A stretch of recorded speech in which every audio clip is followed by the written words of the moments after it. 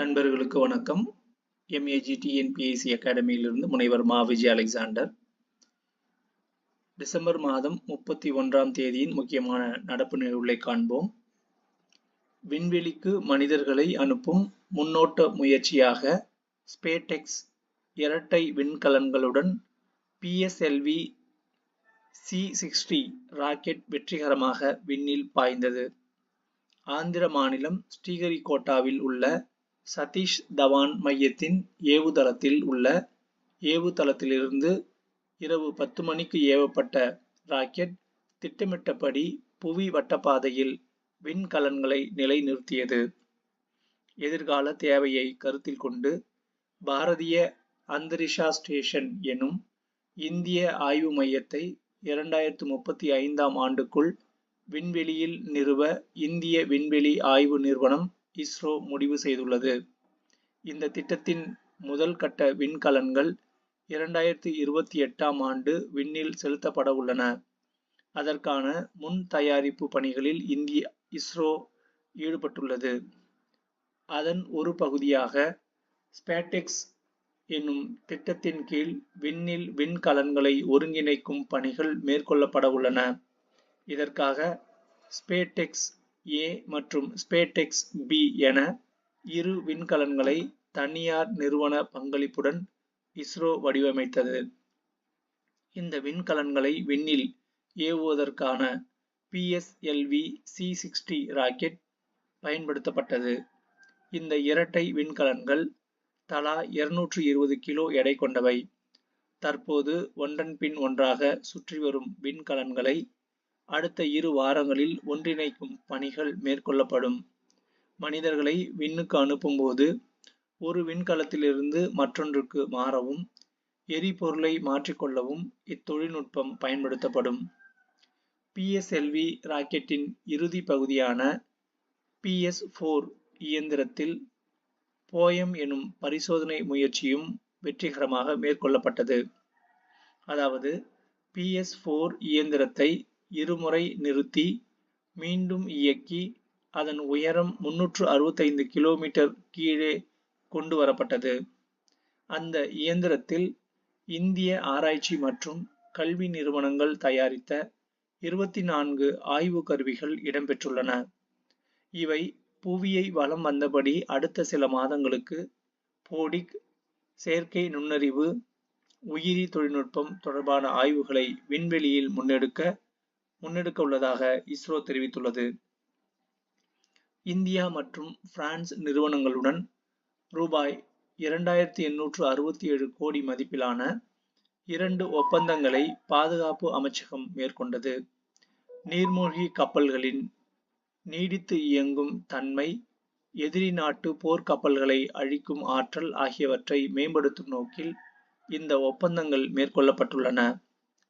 காற்றின் துணையில்லாத உந்துவிசை கருவியானது AIP plug மின்சாரத்தை உற்பத்தி செய்து கடலுக்கு அடியில் நீர்மூழ்கி கப்பல்கள் நீண்ட நேரம் மூழ்கியபடி இயங்க உதவும்.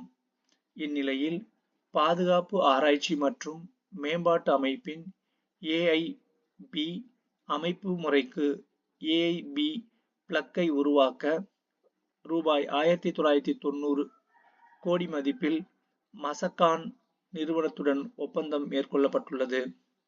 சுமார் ரூபாய் 877 கோடி மதிப்பின் பிரான்சின் நேவல் குரூப் நிறுவனத்துடன் 2வது ஒப்பந்தம் மேற்கொள்ளப்பட்டது.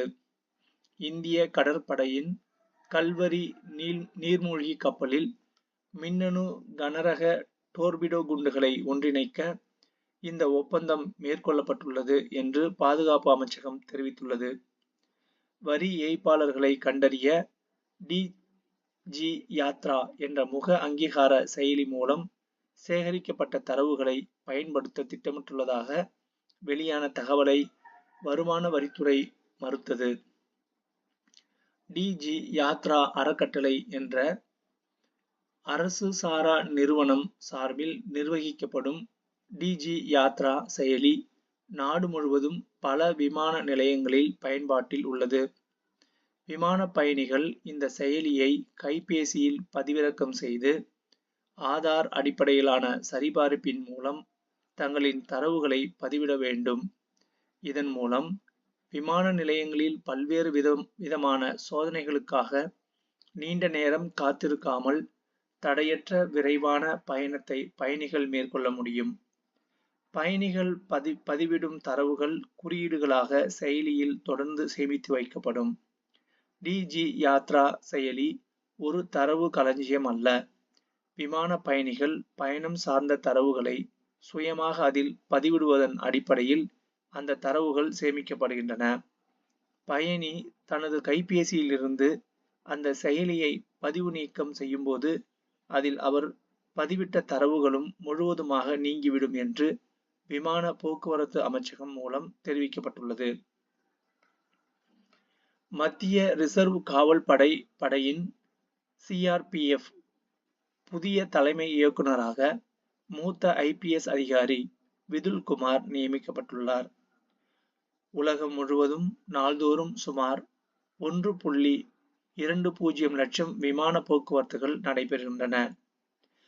ரூபாய் 931 கோடி சொத்து மதிப்புடன் நாட்டின் பணக்கார முதல்வராக ஆந்திர முதல்வர் சந்திரபாபு நாயுடுவும், ரூபாய் 15 லட்சம் சொத்து மதிப்புடன் குறைவான சொத்துள்ள முதல்வராக மேற்கு வங்க முதல்வர் மம்தா பானர்ஜியும் உள்ளதாக ஜனநாயக சீர்திருத்த சங்கம் வெளியிட்ட அறிக்கையில் தெரிவிக்கப்பட்டுள்ளது.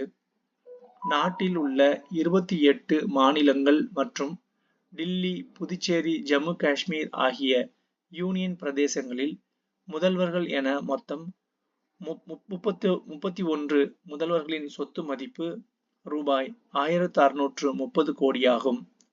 2023-24 ஆண்டில் நாட்டின் தனிநபர் வருமானம் ரூபாய் 1,85,854 உள்ள நிலையில் முதல்வர்களின் தனிநபர் வருமானம் சராசரியாக 13,64,310 ஆக உள்ளது. தேசிய அளவிலான தனிநபர் வருமானத்தை விட முதல்வர்களின் தனிநபர் வருமானம் 7.3 மடங்கு அதிகமாக உள்ளது. நாட்டில் மொத்தம் உள்ள முதல்வர்களில் 13 பேர் மீது குற்றவியல் வழக்குகள் உள்ளன. நீதிபதிகளின் நெருங்கிய உறவினர்களை உயர் நீதிமன்ற நீதிபதியாக நியமிக்க வேண்டாம் என்ற பரிந்துரையை உச்சநீதிமன்ற கொலிஜியம் பரிசீலிக்க வாய்ப்புள்ளதாக தகவல் வெளியாகியுள்ளது.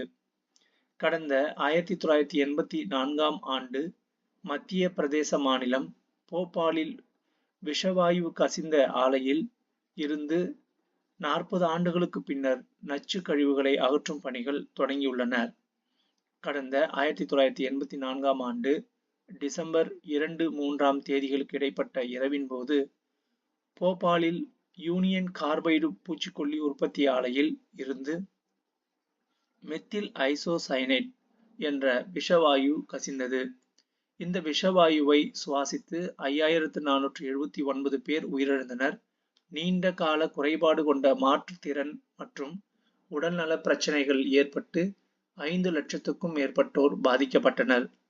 இந்த பெருந்துயரம் காரணமாக செயல்படாத ஆலையில் சுமார் 337 மெட்ரிக் டன் நச்சு கழிவுகள் 40 ஆண்டுகளாக அகற்றப்படாமல் உள்ளன என்பது குறிப்பிடத்தக்கது.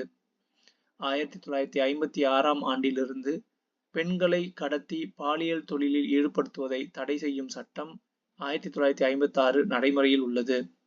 வரதட்சணை தடுப்பு சட்டம் 1961. பெண்களை தொல்லை செய்தலை தடுக்கும் சட்டம் 1998. பணியிடத்தில் பெண்களை பாலியல் துன்புறுத்தலில் இருந்து பாதுகாக்கும் சட்டம் 2013. விசாகா குழு. விசாகா குழு பாலியல் துன்புறுத்தல் என்பதற்கு தெளிவான விளக்கம் அளித்துள்ளது.